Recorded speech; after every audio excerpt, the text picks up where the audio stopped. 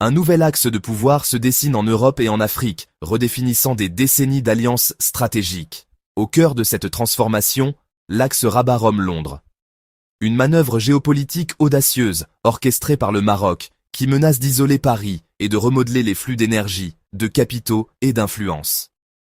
Pour comprendre l'ampleur de ce changement, il faut observer la carte. Oubliez les anciennes routes. Maintenant, observez les lignes qui comptent. Elles ne relient plus systématiquement le Maroc à son partenaire historique, la France. Elles créent de nouveaux ponts, plus directs, plus pragmatiques. Axe 1. Le contournement diplomatique. Pendant des décennies, la relation avec Paris a été la pierre angulaire de la diplomatie européenne du Maroc. La France était le hub, l'interlocuteur privilégié, le passage obligé pour toute initiative majeure entre Rabat et Bruxelles. Ce temps est révolu. Face à une relation jugée trop complexe, parfois ambivalente, et lestée par le poids de l'histoire, Rabat a opéré un pivot stratégique. Rabat tisse désormais des corridors directs et bilatéraux vers Londres et Rome, court-circuitant Paris sur des dossiers aussi critiques que l'énergie, la sécurité régionale et la gestion des flux migratoires, et bien sûr, l'investissement. Avec l'Italie, cette nouvelle alliance se matérialise à travers le plan Mattei, la grande stratégie de Rome pour repenser son partenariat avec l'Afrique. L'Italie voit le Maroc comme un partenaire essentiel pour développer les infrastructures, sécuriser la logistique gazière en Méditerranée et établir une coopération sécuritaire renforcée. Rome parie sur le Maroc comme le pilier de stabilité indispensable en Afrique du Nord, un ancrage fiable dans une région volatile. Des exercices navals conjoints, une coordination sur le contrôle des migrations et un partage de renseignements stratégiques. Tout cela est déjà en place et se fait sans passer par Paris. Avec le Royaume-Uni, la logique est encore plus directe. Post-Brexit et tournée vers le global. On vise directement l'énergie verte et la finance de la City. Le tout, sans le poids de l'histoire coloniale, qui complique les relations avec la France. C'est un partenariat pragmatique, axé sur l'avenir. Axe 2. La dorsale énergétique anglo-marocaine. C'est peut-être le projet le plus spectaculaire de cet axe. Regardons les chiffres de plus près. Le projet X-Links Maroc-Royaume-Uni est une entreprise monumentale. Il vise à construire une ferme solaire et éolienne géante dans le désert marocain pour envoyer jusqu'à 3,6 gigawatts d'énergie renouvelable stable vers la Grande-Bretagne. Pour mettre cela en perspective, cela représente environ 8% de la demande électrique totale du Royaume-Uni. Assez pour alimenter plus de 7 millions de foyers. Le défi technique est immense. L'électricité sera transportée via 4 câbles sous-marins à courant continu haute tension, HVDC, de 3800 km, les plus longs du monde. L'avantage, le soleil et le vent du Sahara marocain qui offrent un facteur de charge bien plus élevé et prévisible que les renouvelables intermittents en mer du Nord. L'énergie peut être produite et synchronisée avec la pointe de consommation britannique en soirée.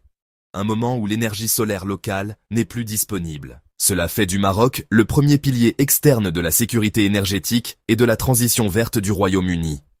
C'est une source d'énergie modulable, de longue durée, capable de fournir de l'électricité plus de 20 heures par jour.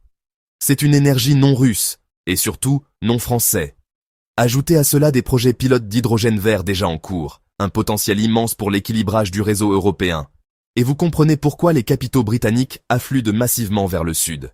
Face à cela, la posture énergétique traditionnelle de la France, fortement dépendante du nucléaire, avec ses propres défis de maintenance et de vieillissement, et historiquement lente sur le développement de nouvelles interconnexions à grande échelle avec le Sud, semble soudain rigide, presque dépassée par l'agilité de ses voisins. Axe 3. La nouvelle carte de puissance euro-africaine.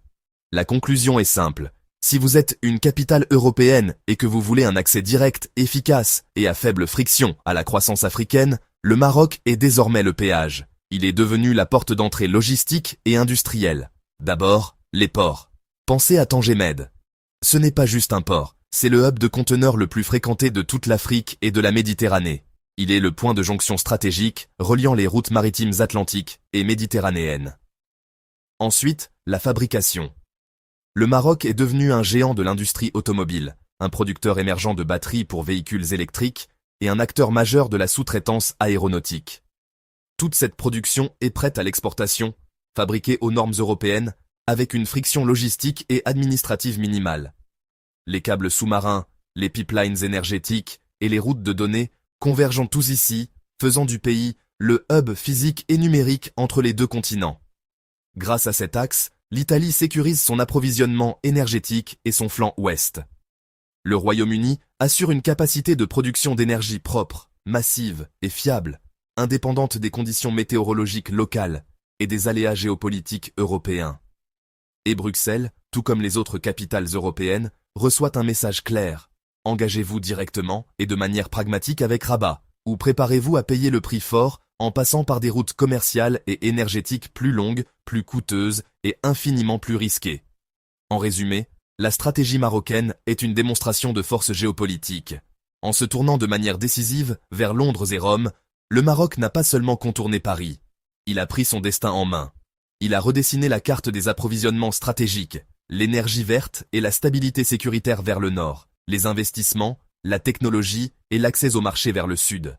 Et dans ce processus, il s'est positionné comme la porte d'entrée incontournable, le pivot indispensable entre l'Europe et l'Afrique pour le XXIe siècle. Pour la France, l'heure n'est plus à la nostalgie d'une influence passée, mais à l'adaptation face à une nouvelle réalité. Observez attentivement les lignes sur la carte. Elles ne mentent pas.